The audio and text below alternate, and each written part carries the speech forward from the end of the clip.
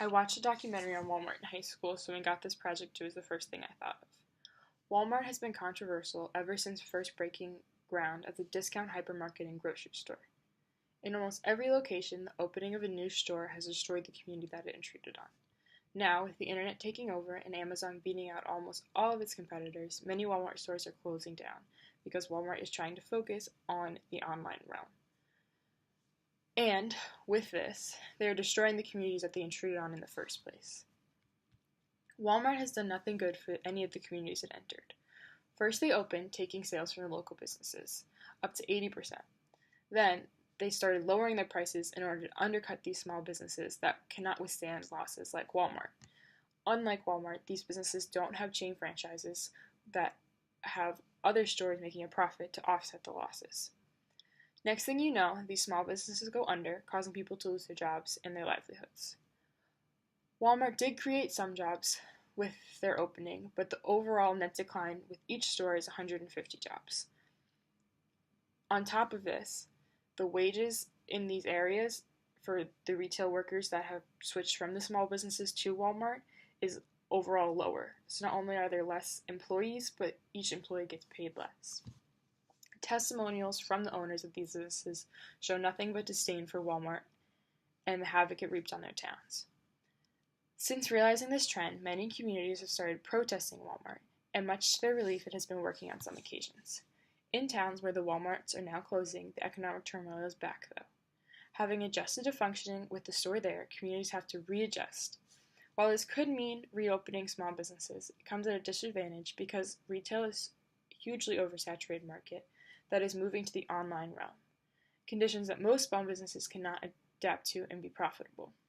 When these small businesses were open in the first place, they were used to the personal interaction of shopping, but now shopping has become very impersonal and about efficiency, and for a small business, having the online capacity to do this is very unlikely. One of the major ethical issues that arises is that of subsidiarity. A quote straight from the Catechism reads, "A community of a higher order should not interfere in the eternal life of a community of a lower order, depriving the latter of its function, but, rather, should support it in the case of need and help to coordinate its activity with the activities of the rest of society, always with the view of the common good." This does not denounce large chain companies, but does criticize the way they do business.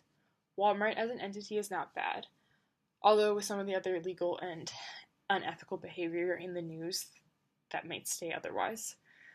But for the intent of solely entering the market, that is not bad.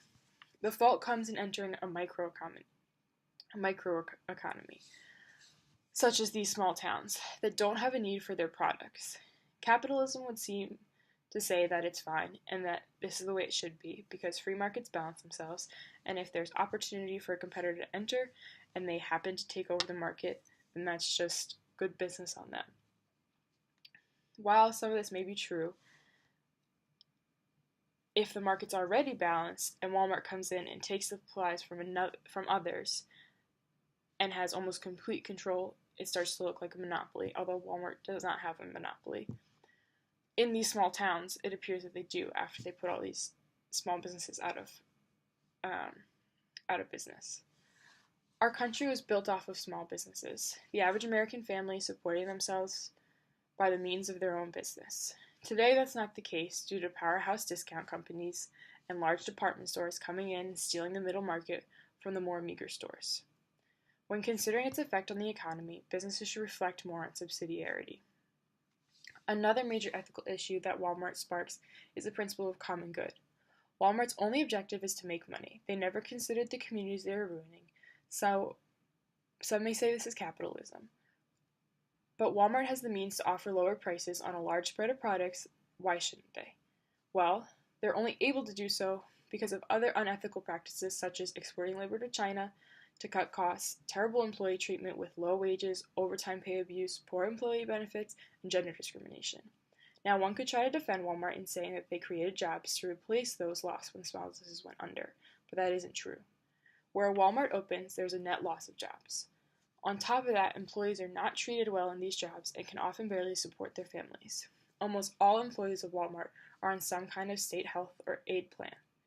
So Walmart is costing people jobs, closing businesses, and forcing their employees to rely on taxpayers' dollars for support rather than supplying it themselves. The only entity to benefit from Walmart is Walmart itself.